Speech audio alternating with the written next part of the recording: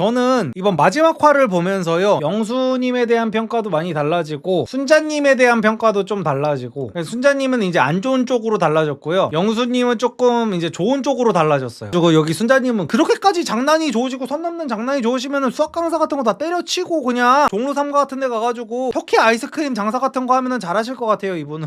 그분들은 남들을 빡치게 해야지 먹고 사는 직업이잖아.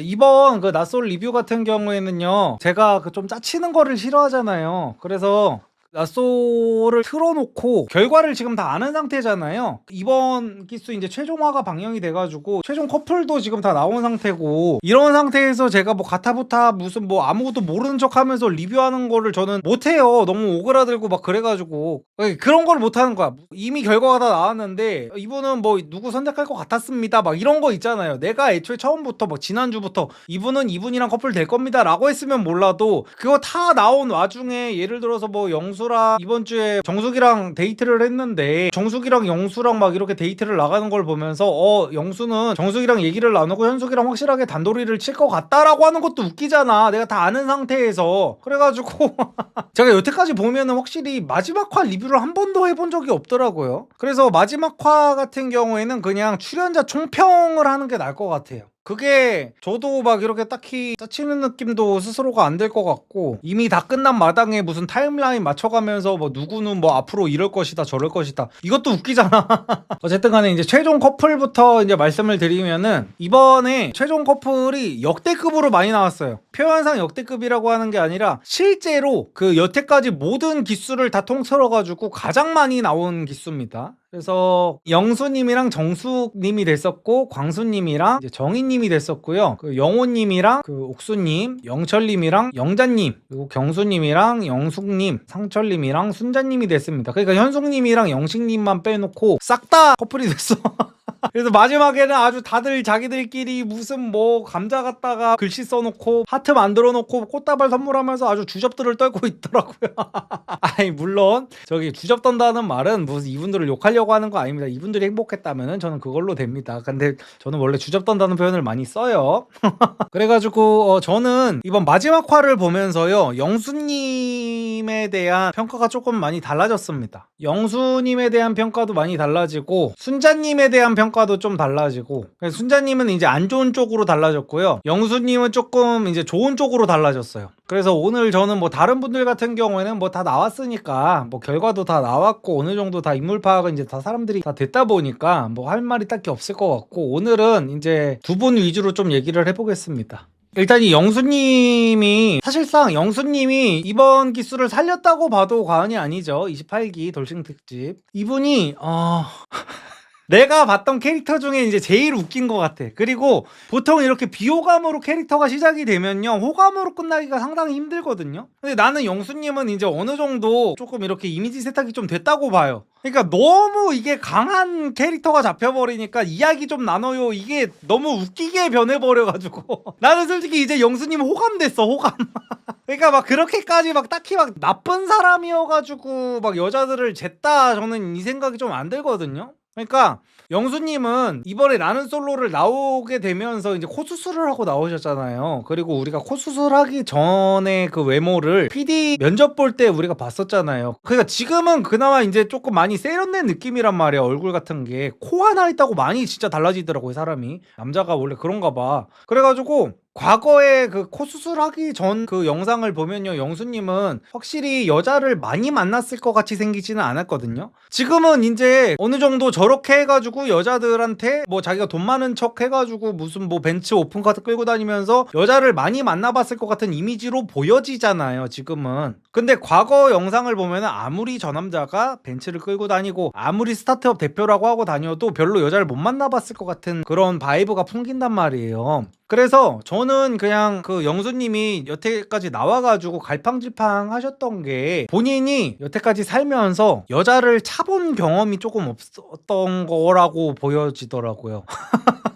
그러니까 살면서 단 한 번도 이분은 이제 여자를 잴 수 있는 위치에 있어 본 적이 없으셨다가 갑자기 이렇게 여자들한테 관심 세례를 받다 보니까 내가 처세를 어떻게 해야 되는지에 대한 데이터가 없었던 것 같아요. 제가 볼 때는입니다. 제가 볼 때는. 그래가지고 이렇게 계속 막 그 애매하게 하고 여태까지, 그러니까 그 영수님이 하셨던 말은 계속 똑같거든요, 사실상. 아니 들어오자마자 어떻게 2, 3일 만에 내 마음을 정해였어요. 여기 있는 분들 다 너무 매력적이고 다 여성적으로 끌림이 있는데 내가 어떻게 이렇게 단편적인 것만 보고 하루 이틀 만에 이거를 고르냐라는 스탠스가 계속해서 있었어요. 계속해서 있으셨는데 첫날에 너무 이제 정숙님과의 임팩트가 세다 보니까, 특히나 이제 그 여자 많이 못 만나본 남자 특징들이 거의 다 금사빠잖아요. 그리고 이제 여자랑 이제 스킨십 있고 이러면은 이제 바로바로 이제 넘어가고 막 이런 경우가 많단 말이야, 남자들이. 그래가지고 영수님은 그냥 의외로 여자를 만나는 부분에 있어서는 좀 순수한 면이 있지 않을까. 순수한 면이 저는 있다고 확신합니다, 제 기준으로는. 그래가지고 여자들한테 어떻게 해야 욕을 먹는지에 대한 데이터가 좀 아예 없었을 것 같고, 자기가 어떤 행동을 하면은 여자들이 뒤에서 어떤 식으로 말을 하고 다니는지에 대한 데이터도 아예 없었을 것 같고요. 그러다 보니까 지금 계속해가지고 이렇게 빙빙빙빙 돌리면서 여자들한테 말을 하다가 이 지경까지 온 거라고 생각하거든요.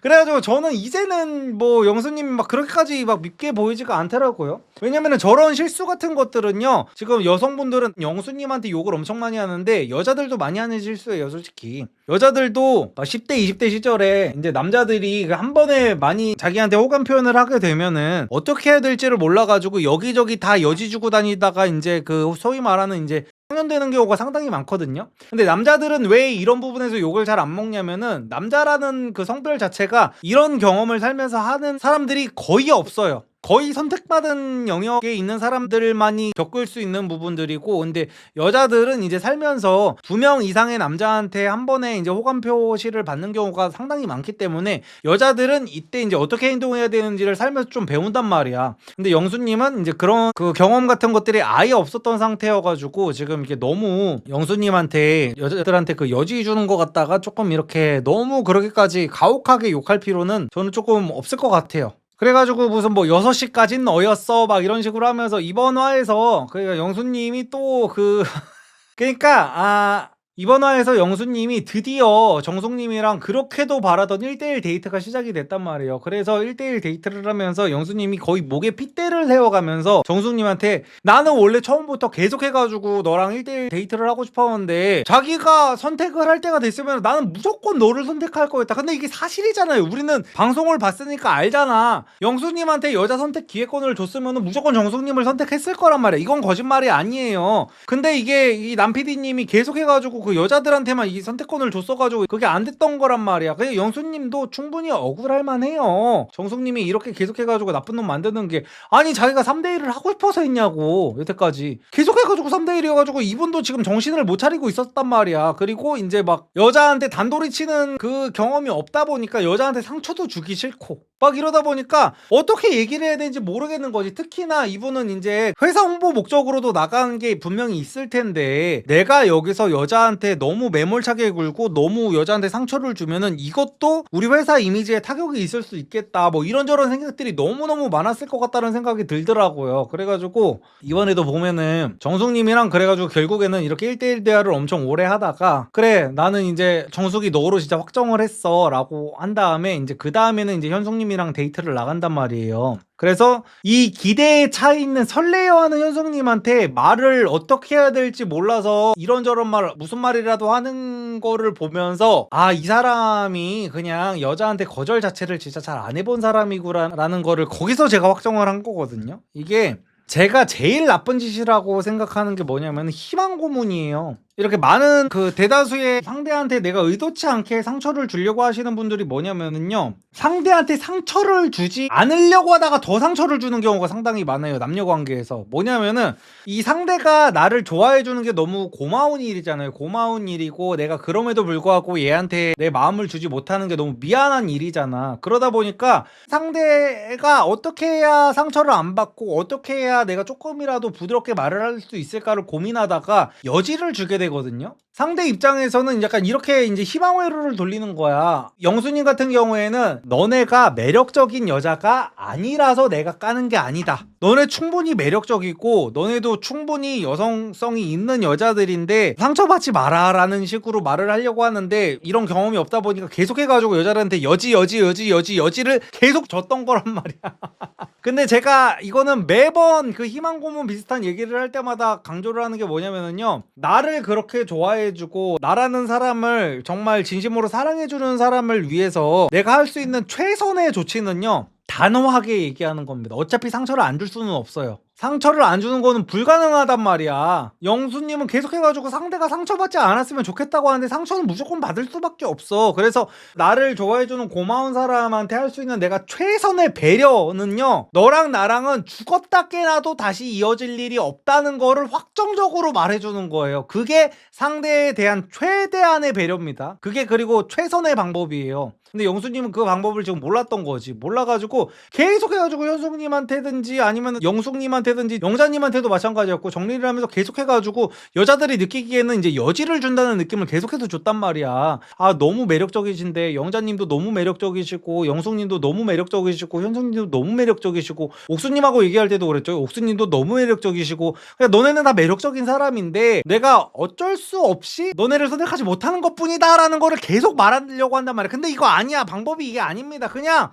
나는 너 안 좋아해. 그냥 다른 미사여구를 붙일 필요가 없어. 어차피 상처는 받는 거야. 그리고 내가 어떻게 포장을 해줘봤자 상처를 받을 사람은 다 받고 상처를 안 받을 사람은 안 받는다라는 걸 인지를 한 상태에서 나를 누군가가 좋아해주는데 내가 상대를 안 좋아한다면은 돌직구로 그냥 나 너 안 좋아해. 난 좋아하는 사람 따로 있어라고 정확하게 말해주는 게 맞는 겁니다. 근데 영수님은 이 방식을 아예 몰랐다. 그래가지고 저는 영수님은 그냥 이런 경험이 없었어서 한 실수라고 봐가지고, 저는 이제는 그냥 이야기 나눠요 이런 것들도 이제 다 귀엽게 보이고, 저보다 이제 나이가 많으신데 이제 귀엽다고 하는 표현이 뭐 맞는지는 모르겠는데 그냥 재밌어요. 영수님 보면 난 동의 못함. 그럼 현숙하고 끝까지 즐기고 여지를 주지 말았어야지. 이건 연애 초짜라는 판단은 글쎄. 근데 현숙님을 영수님은 선택을 하려고 했어요. 정숙님이랑 아예 그냥 끝났다는 생각을 가진 상태에서 정숙님이랑 원래 대화를 하려고 계속 노력을 했는데 정숙님이 계속 피해 다니고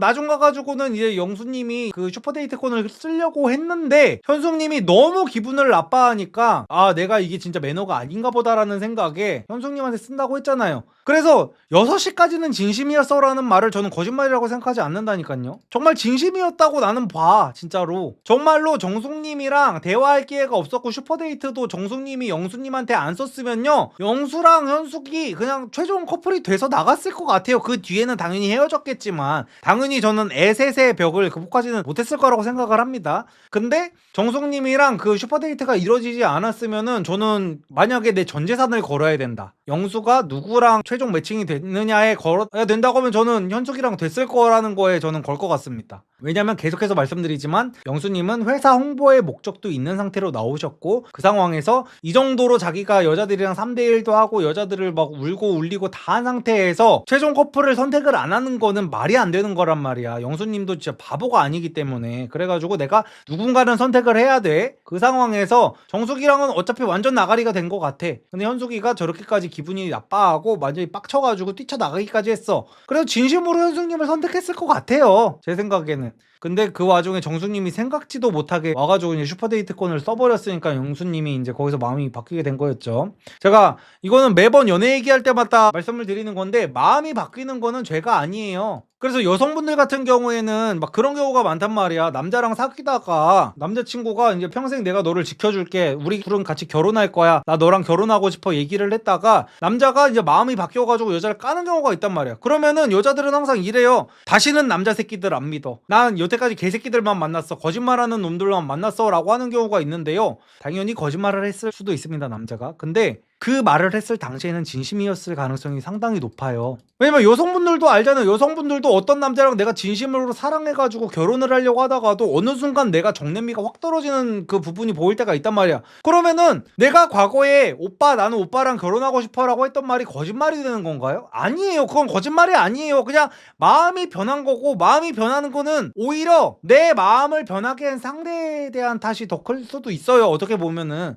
그래가지고 항상 내가 발전이 있으려면은 항상 초반에는 남자들이 항상 나를 사랑한다고 하다가 나중에 어떤 부분이 되면은 항상 헤어지자고 한다. 그러면은 남자 새끼들은 다 개새끼들이라고 하는 게 아니라 내 어떤 매력이 부족해가지고 남자들이 항상 초반에만 사랑한다고 하고 어떤 부분에서 사귀다가 나한테 자꾸 질려버리는 걸까를 생각하는 게 맞는 거지. 저는 그래가지고 그런 측면에서 영수님이 현숙님을 선택한다고 했다가 정숙님으로 마음이 바뀐 것 자체는 나쁘다고 보지 않습니다. 진짜 진심으로. 그러면은 영수님이 현숙이를 선택하기로 해놓고 오케이 약속한 거 알겠어. 근데 정숙님이랑 대화를 해봤더니 정숙님한테 마음이 가버린 거야. 근데 그 상황에서 현숙님이랑 약속을 지키겠다고 나는 마음은 정숙이한테 있는데 현숙이를 선택하는 게 이게 맞는 건가요? 나는 이건 아니라고 보거든요.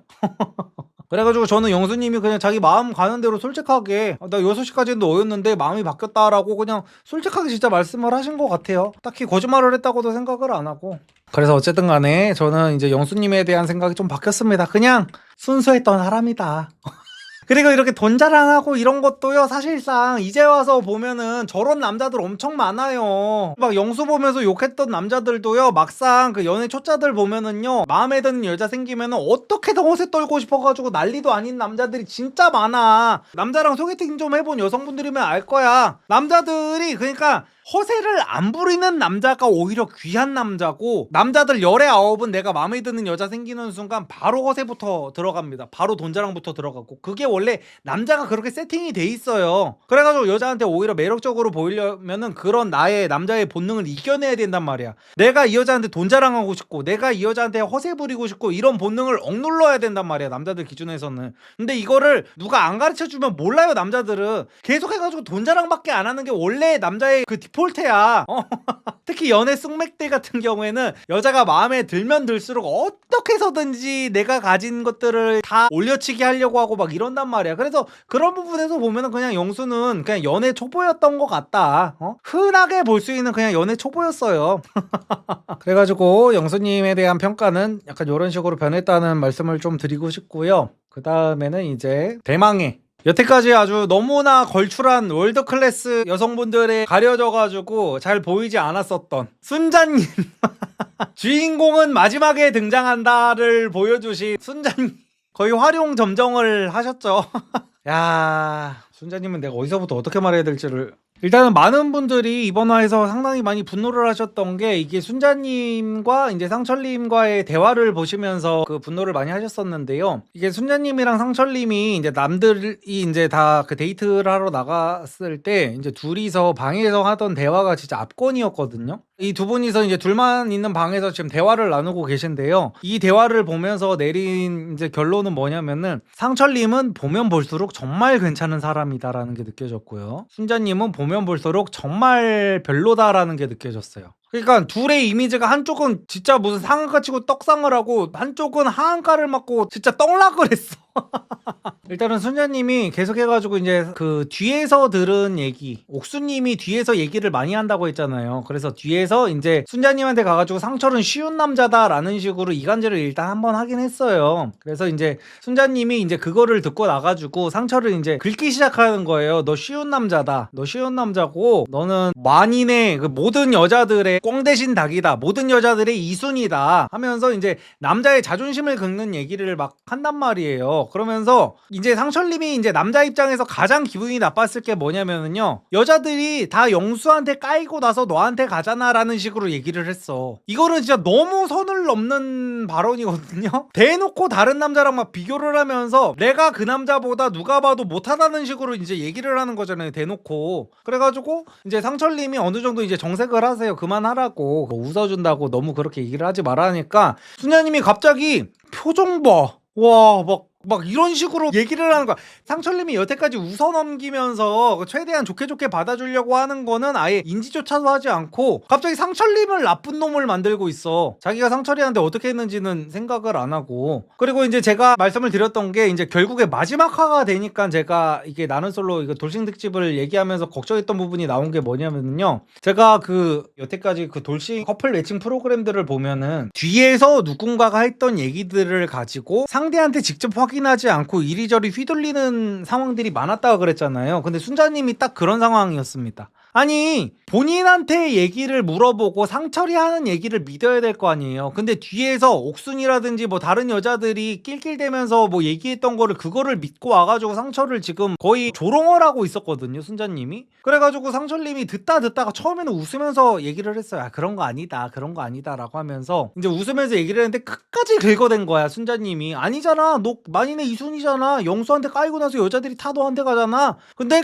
그 여자들한테도 너는 까였잖아 하면서 막 낄낄대면서 놀린단 말이야. 근데 상철님이 아니라고 계속 얘기했어요. 아니라고 얘기를 했는데, 그리고 난 상철님이 여기서 인성이 또 정말 좋은 사람이라는 게 느껴진 게 뭐냐면요, 상철님은요 현숙님을 본인이 직접 깠습니다. 이거는 방송 보신 분들은 다 알 거예요. 근데 현숙님이 자기의 이제 멘탈이 버티지를 못하다 보니까 뒤에 가가지고 여자들한테 자기가 상처를 깠다는 식으로 얘기를 하고 다녔어요. 그랬더니 순자는 이제 그 얘기를 듣고 나서 너 현숙한테도 까였잖아. 현숙한테도 네가 까였잖아 하니까 상철이 웃으면서 그게 그렇게 되나 하면서 이제 뭐 거의 내려놓은 듯한 표정으로 얘기를 하셔. 그 다음에 아 그래 뭐 그게 그렇게 되나 보다 라는 식으로 넘긴단 말이야. 근데 보통 같았으면요, 밴댕이 소갈딱지 같은 사람이었으면은 여기서 뭔 소리야 씨발 내가 현숙이 깠어 그럴 법도 하단 말이야. 충분히 기분이 나쁘니까 자존심도 상하고. 근데 끝까지 상철님은 이전에도 그랬었죠. 현숙님을 본인이 정리하고 온 와중에도 이제 순자님이랑 그 영철님이 낄낄대면서 뭐 현숙이가 되게 가볍게 들이댄다는 식으로 상철님한테 말씀을 하니까 상철님은 현숙님한테 마음이 없었던 와중에도 아 무슨 말을 그렇게 해요. 현숙님은 용기 있게 나한테 다가와준 사람이죠. 남자들도 하지 못하는 거를 하면서 되게 좋게 말해준단 말이야. 뒤에서도.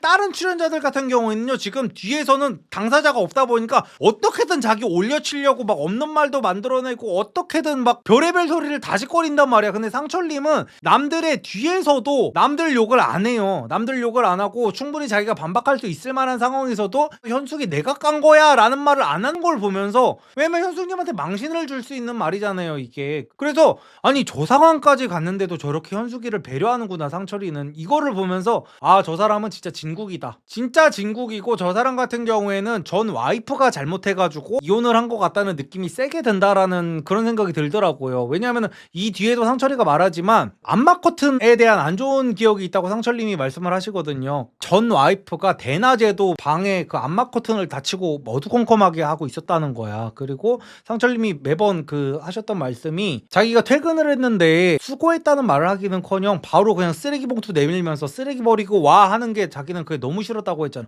그러니까 그런 것들만 들어봐도 상철님 같은 인성의 소유자가 그렇게 이혼을 할 정도였으면은 이거는 전처의 잘못이 저는 정말 클 거라는 생각이 들거든요. 그래가지고 저는 상철님에 대해서 이 부분에 대해서 정말 높이 사게 됐는데, 순자님은 보면 볼수록 너무 별로인 모습만 반대로 보여주고 계시더라고요. 순자님은 처음부터 끝까지 남 탓만 해요 진짜. 자기가 선을 이렇게까지 넘었고 남자의 자존심을 긁는 얘기를 끝까지 상철님이 그만해라고 하니까 끝까지 긁어놓고 상철님이 그만해 나도 이제 성깔이 있어 라는 식으로 말을 하신단 말이야. 그래가지고 순자가 뭐 화나면 네가 어떻게 할 건데 막 이딴 식으로 얘기를 하니까 상철님이 너무 빡쳐가지고 그런 식으로 하면 이제 나한테 이혼 당하는 거지 라는 말씀을 하셔요, 정색을 하면서. 그랬더니 이제 순자가 거기서 이제 정색을 하면서 저 사람은 어떤 포인트에서 화를 내는지 몰라가지고 내가 너무 무섭다라는 식으로 인터뷰를 하시더라고.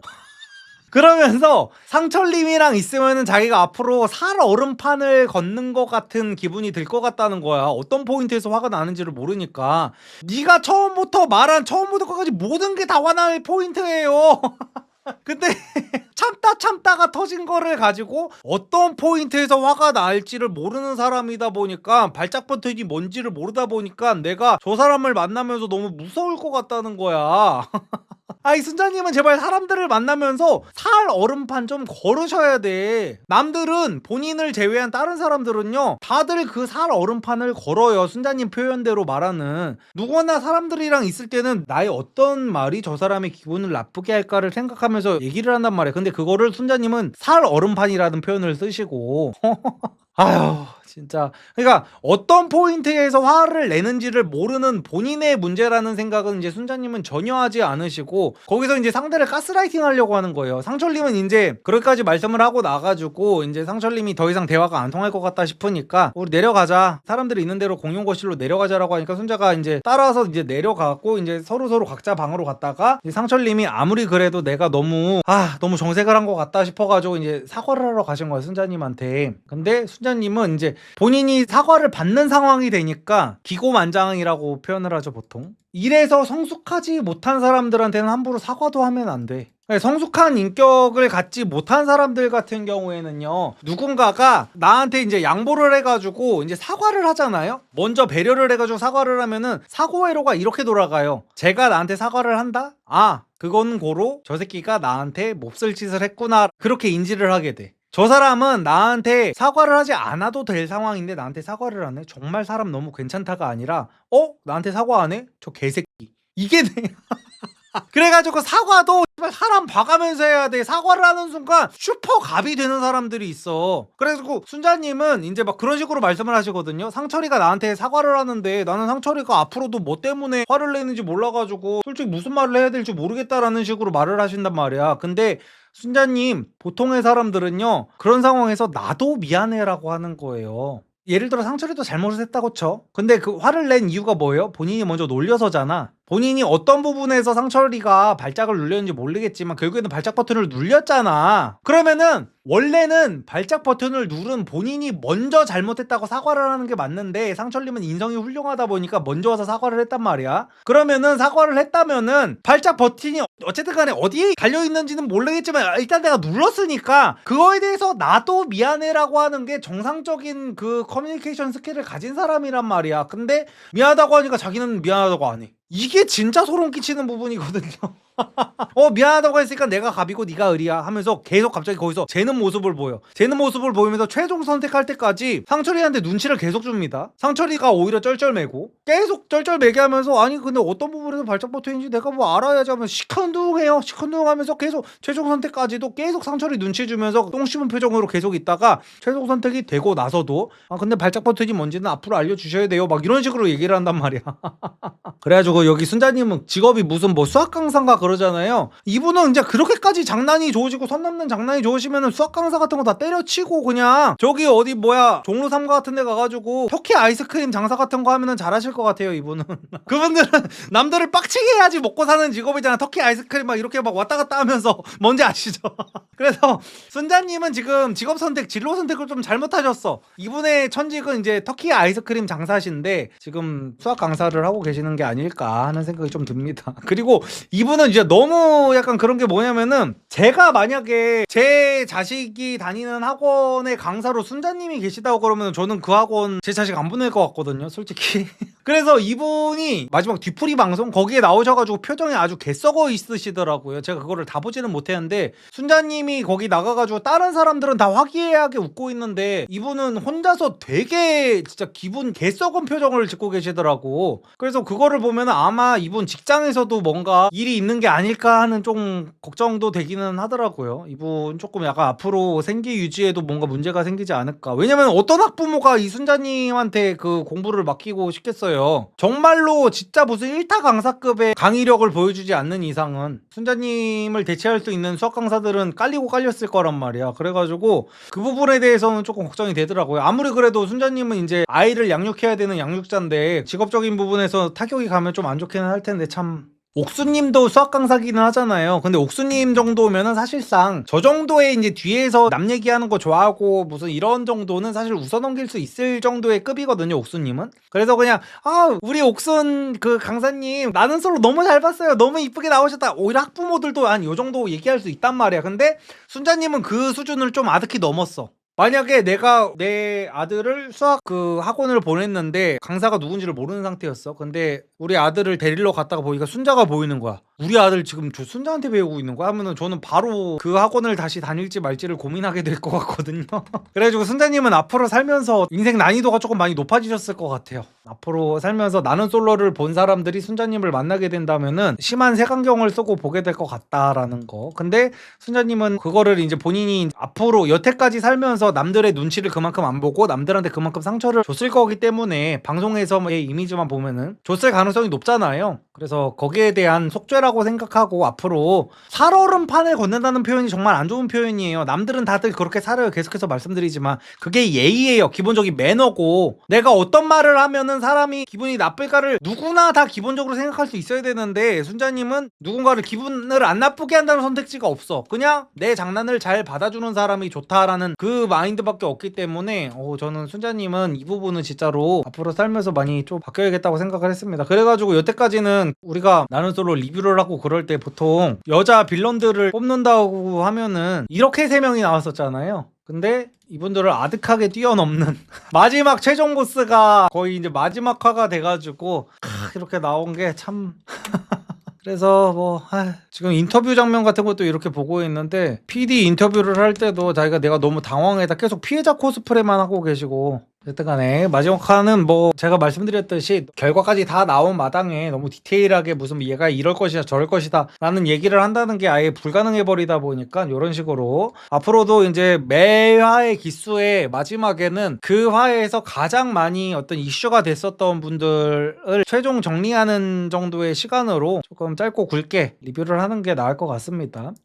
맞아. 그 얘기도 좀 하고 싶었어요. 람피디님이 확실히 진짜로 방송적으로 보면은 방송 천재가 맞기는 맞는데 진짜 너무하다 싶기도 한 게 뭐냐면은, 나는 솔로 거기에서 그 출연자들을 생각하고 배려한다고 하면서 지금 그 나는 솔로 그 리뷰 유튜버들을 막 고소한다고 막 했잖아요. 으름장을 놨잖아요. 그래서 이해합니다. 당연히 자기 프로그램에 나온 출연자들을 보호해야겠죠. 근데 저는 그게 정말 보여주기식이라고 느껴지는 게 뭐냐면요, 영수님은 지금 낯솔 사계에 나가고 계시대요. 낯솔 사계에 출연 중이신데 보통 이런 경우는 잘 없거든요. 이런 경우가 뭐냐면은 어떤 기수가 방송 중인데 그때 바로 그 낯솔 사계에 나가는 경우가 잘 없어. 근데 PD님은 아신 거야. 편집을 하면서 와, 이 새끼 욕 존나 먹겠구나. 근데 욕을 존나 먹겠는데 시청률은 이 새끼 때문에 존나 오르겠구나를 인지를 바로 해버린 거야. 당연히 방송 짬밥이 몇 년인데. 근데 여기서 사람이 두 가지로 나뉠 거 아니에요. 영수님이 멘탈이 터지든지 아니면 이걸 즐기는 사람이든지. 근데 멘탈이 터질 가능성이 더 높단 말이에요. 웬만한 일반인들 같은 경우에는 악플을 그렇게 다 감당해낼 그 몸빵이 안 돼 있어. 그게 단련이 안 돼 있단 말이야. 그래가지고 여기 PD님은 영수는 멘탈이 터질 거다라는 판단을 할 것 같아. 그래가지고 영수는 욕먹는 와중에 낯솔사기에 안 나올 것 같다라는 판단을 하신 거지. 그래가지고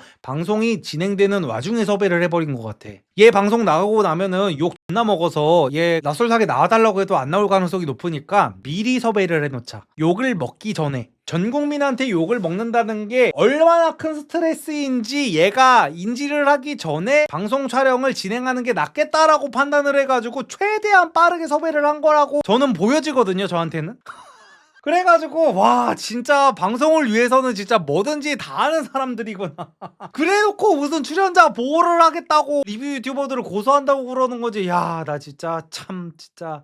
그래서 어쨌든 간에 제작진들도 정말 무섭도록 방송쟁이들이고 영수님도 정말 사업할 정도의 멘탈은 정말 되시는 분 같다. 보통 저 정도로 욕먹고 하면은 저렇게 웃으면서 자기의 어떤 조롱거리를 밈으로 만드는 정도의 멘탈을 갖기가 진짜 힘들어요. 저렇게 무슨 이야기 좀 나눠요, 영수님이 사람들한테 가서 사인해주는 거 보니까 이야기 나눠요라고 이렇게 자기가 직접 써주더만. 저거를 보통 유명 유튜버들도 저 경지까지 가는 게 상당히 오랜 시간이 걸려요. 처음에는 이제 막 사람들이 나를 조롱하는 거를 받아들이는 게 쉽지가 않단 말이야. 근데 영수님은 확실히 멘탈이 세긴 센 것 같아요. 그래서 어쨌든 다음 주는 이제 또 도파민 터지는 그 연상연하 특집이라고 하더라고요. 그러니까 이 PD님이 천재라는 얘기를 하려다가 방금 전에 이게 낯설사기 얘기까지 나오게 된 건데, 여자들은 이거를 이제 미쳐서 보게 될 거고 남자들은 이제 배꼽 냄새 맡는 느낌으로도 볼 거란 말이야.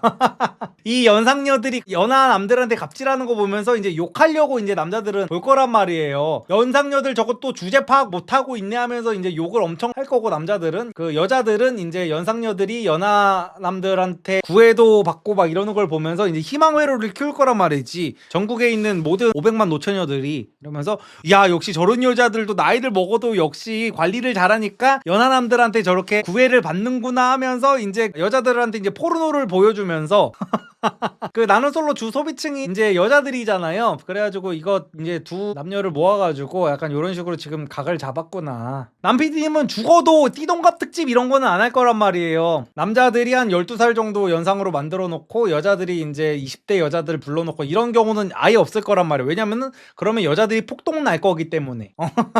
그래가지고 이번 그 돌싱 특집 같은 경우에도 여자들의 니즈를 맞춰준 거잖아요. 여자들은 정숙님 한 명 빼고 다 애가 있어. 싹 다 애 딸린 여자들만 데리고 왔고, 남자들 같은 경우에는 애 없는 남자들도 다 데리고 와가지고 진짜 거의 남자들 기준에서는 너무 언밸런스한 매칭을 했잖아요. 남자들한테는 선택권조차도 안 주고. 그래가지고 확실히 나는 솔로도 결국에는 여성향 프로그램이기는 하다라는 거를 조금 알게 된 기수였기도 합니다. 처음으로 보는 낯소리인데 너무 재밌게 봤는데 리섭님 리뷰 방송 보는 지금도 옆에서 그걸 왜 보는 거야 라던데. 그럴 수 있죠.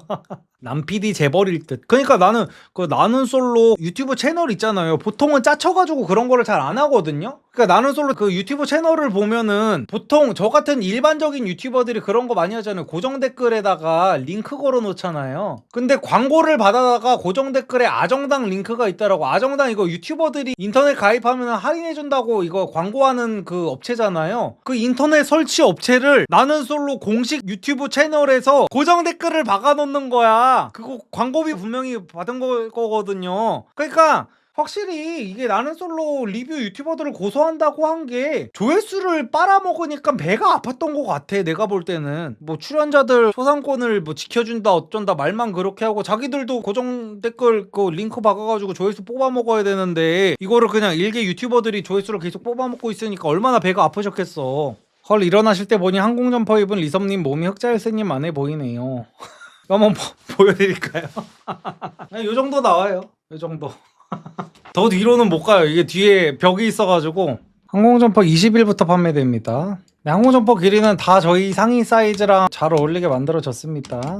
홍보 한번 해볼까요 그러면? 제 인스타그램 보신 분들은 아실 텐데 이 항공점퍼가 출시가 계속 늦어진 이유랑 막 이런 것들이 여러 가지 이유가 있는데요. 저희가 이게 항공점퍼에 이제 구스다운 넣었다 그랬잖아요. 그래가지고 충전재 등급이라든지 막 이런 거를 이제 심사받을 수 있는 데가 있어요. 그래가지고 이거 심사가 되게 오래 걸려요. 심사만 지금 한 달 정도 기다린 것 같은데 그래가지고 이런저런 결과지가 이렇게 나와가지고 이거를 이제 그 전문 업체에다가 맡겼습니다. 공인 업체예요. 그래가지고 GPT한테 물어봤어요. 이번에 판매할 구스다운 항공점퍼의 충전재 시험 결과지야. 이 정도면 어느 정도급 패딩이야? 라고 물어봤습니다. 다음 두 가지 핵심 치수를 기준으로 판단하면 됩니다. 솜털 비율 95.5%, 그리고 충전성 147mAh에 30g, 솜털 비율 95.5%는 프리미엄에서 하이엔드급. 그래서 보통은 일반적으로 보세 사이트에서 팔거나 중저가 브랜드가 보통 이 정도예요. 80대 20. 그래서 이게 기본 중급 그겁니다. 그래가지고 온라인 쇼핑몰에서 보통 보세 사이트에서 파는데 무슨 뭐 구스다운이래. 근데 가격이 너무 말도 안 되게 싼 거야. 그런 거는 보통 이런 정도입니다. 이것도 안 되는 경우도 많아요. 막 7대 3 막 이 정도가 많아. 근데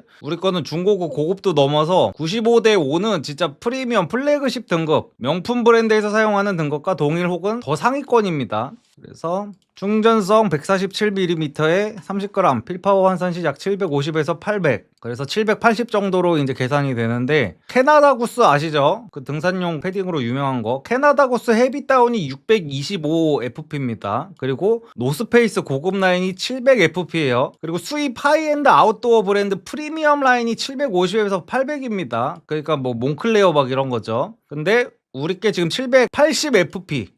그러니까 하이엔드 아웃도어급 스펙으로 미친 거를 만들어 놨어요 지금. 그래서 결론, 이 패딩의 등급 하이엔드 프리미엄급 구스다운, 다운 95% 자체가 매우 높은 스펙, 최상의 범위, 시중 20에서 40만원대 패딩 스펙을 완전히 넘어서는 수치. 아웃도어 브랜드 기준으로 따지면은 60만에서 100만원대 제품들과 동급 또는 그 이상입니다. 그래서 이런 거를 제가 진짜 이거 몇 개월 동안 만들었는지 모르겠어. 그래서 이게 아웃도어 브랜드 기준으로 하면은 이 정도 프리미엄 등급을 살려면 60에서 100만원대를 해야 되는데 저희 거 20만원대에 판매합니다. 그래가지고 거의 진짜로 이거는 오버 안 하고 사장님이 미쳤어요 수준이에요. 그래서 이거는 진짜 고민은 품절만 부를 겁니다. 제가 매번 말씀드리지만 사람들이 이거를 불안주 하는 사람들이 있더라고. 품절되면 한 달 걸려요 얘기해서. 이거 후드집업 팔 때도 제가 말했잖아요. 품절되면 한 달 기다려야 된다고. 근데 난 분명히 말을 했는데 품절되고 나서 주문한 사람들이 배송이 너무 오래 걸린다고 막 폭동이 났었어요.